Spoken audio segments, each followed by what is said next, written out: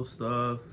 Marvel's crazy ending leaked, confirmed by Marvel. Let's see what War2 has to say about this and check this out.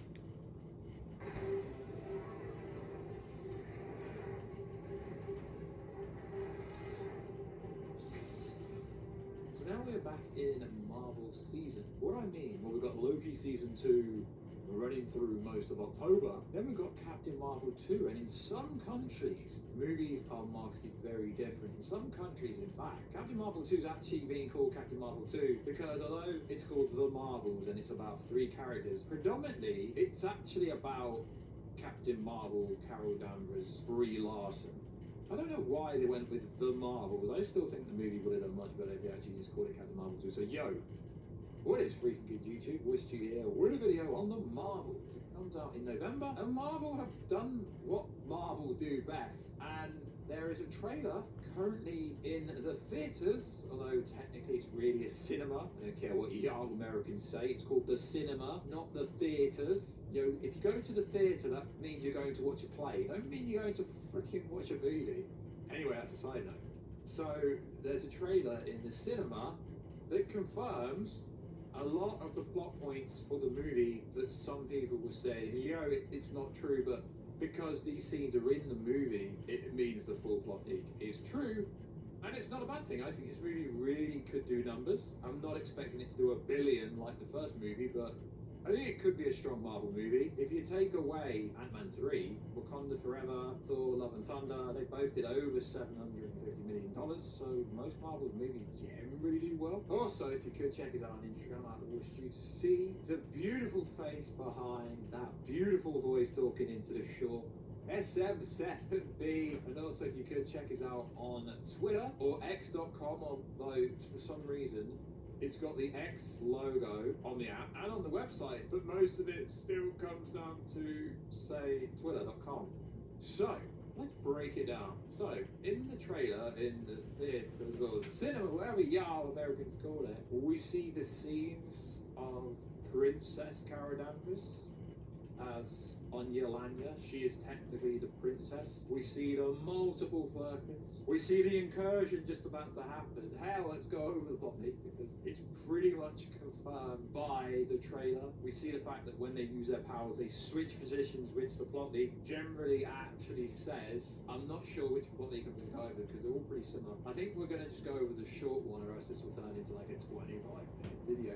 I know y'all love them because my watch time is very good, regardless of how long the length of the video. I do really appreciate that, lads and ladettes. But if you could, actually, we do have memberships open on this channel. Very cheap. I don't really do anything extra, but if you want to become a member of the WarStew channel, that would be much appreciated. So, if you've seen the trailer in the theaters, it basically gives away a lot of the plot points. So, the overall villain, and we know this from the trailer already, is Kree General de Ben. Now, I think I find it funny when people say it wrong. It's like, lads, English language, American language is wrong. The English language came from a country called England. So, calm the down or fight me down in the comments. Carol for the fall of the Kree Empire when she defeated Supreme Intelligence in 1995. The Kree now refer to Carol as the Annihilator. Hence why they show the Thanos Endgame fight in one of the most recent trailer, which she disputes. Carol learns that the Ben created a powerful machine powered by one of the mega bands that can open portals in the fabric of reality. The machine disrupts the powers of Carol, Monica, and Kamala, causing them to randomly switch places or locations, the summit, the peak, and Kamala's house. So do you see in all the trailers they kind of keep flipping? And in this trailer that's in the theaters or cinema, it actually says switch. Ben has a band just like Kamala, and she steals the second one from Miss Marvel. See, I did wonder why or how, because them bangles are important to Kang the Conqueror, conquering everything. So apparently this happens really early in the movie. It happens around the fight that takes place in Miss Kamala Khan's household, where part of the fight has already been seen in the trailers. Why does Monica resent Carol?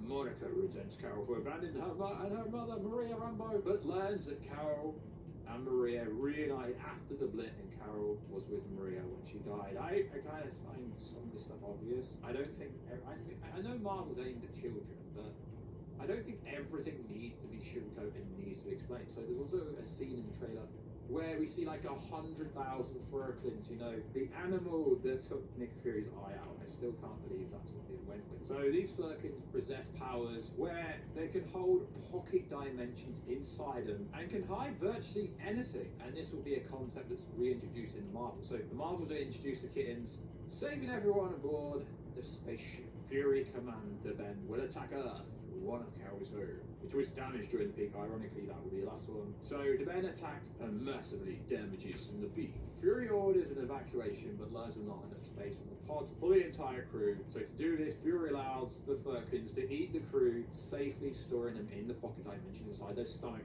and launches the Furkins to Earth. Now this is absolutely mad, but you can literally see multiple Furkins in the trailer that will most likely come out on YouTube soon. It's actually insane. So how does this movie tie to the multiversal saga? We'll break it down. It needs to. Let's be honest, all these grounded level stories like Daredevil, Echo, they're not really needed. I mean, cool, it'd be cool to see Charlie Cox again in Daredevil. Obviously, we've seen him in Spider-Man, most recent movie, but we don't really need it. We just need the multiversal storyline. That's why no one cares for it, because there's not enough connective tissue.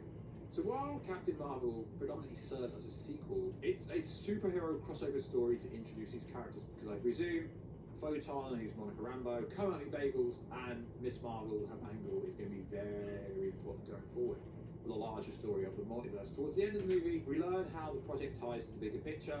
It's going to be incredible. So after defeating Duben on Earth, the heroes will chase her back to Hara, where an incursion will accidentally take place. Incursions were first introduced in Doctor Strange into Multiverse of Madness, and we know from the film's end credit scene, Clea and Doctor Strange will work together to stop an incursion. Well, where is this going to happen? Because they even announced Doctor Strange 3, yet there's freaking plot leaks coming out for a movie that's not even been confirmed. It's kind of like all the leaks for Kang's Dynasty and Secret Wars, like, they've not even finished writing them yet. So this is how it reads actually on the leak itself. The Marvels confront the Ben just as the machine accidentally creates an incursion. You can basically see this already in the background of the trailer. Threatening the universe, Carol defeats the Ben. Kamala destroys the machine and retrieves her bangle. How the freaking hell does she lose the bangle? It's literally on her wrist. And Monica fixes the incursion, but here's the kind of punchline. But ends up stranded in a parallel universe. Carol decides to return to Earth to train Kamala, and Fury search for Monica. So a lot of these wannabe Twitter scoopers have basically been like, yo, this incursion doesn't happen. It doesn't happen. Well, if Loki Season 2 has taught us anything, right, these scoopers all said, massive reshoots. They reshot scenes with a different Victor Timely, a different Kang in case of Jonathan Major's court case went bad.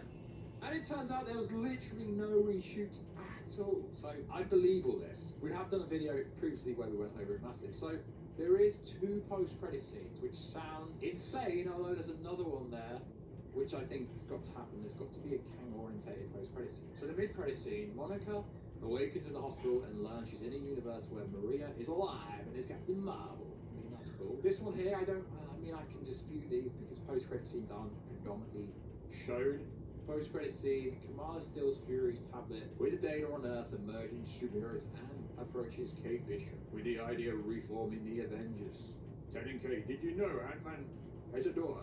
Now this is funny because the actual post-credit scene for Quantumania, aka Ant-Man 3, was supposed to be teeing up the Young Avengers. Although I think this post-credit scene here makes a lot more sense. So it goes something like this. We see Kamala grieving over the loss of a friend, and she receives a message from an unknown sender. The message shows footage of a powerful cosmic entity known as Kang. The voice in the message warns Kamala Kang is coming, and they must prepare for the fight in the future. There's got to be some kind of Kang post-credit scene. Also, there's so many fake leaks for this post-credit scene that said, oh, we just see Kang staring at them. We see Kang overlooking everything. And then there's another one here in the second post-credit scene. We see a shadow figure approaching a group of villains. And I mean, Baron, Zemo, Ghost.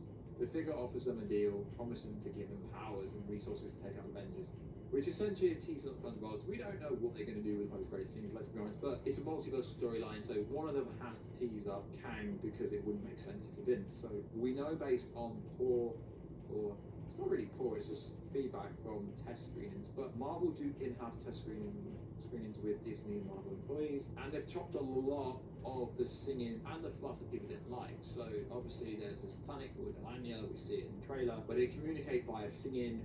Carol Danvers is the princess and she's married there. And apparently she's a very good singer, but apparently it's cringeworthy. So we know this movie is literally sub 2 hours. One of Marvel's shortest movies ever. So it's going to be very interesting to see what actually makes the final cut. But generally speaking, what we've gone over is the overall narrative and plot of the movie, and I don't know why Marvel went with the approach to call it the Marvels, because predominantly the story is still about Captain Marvel. She is the OG.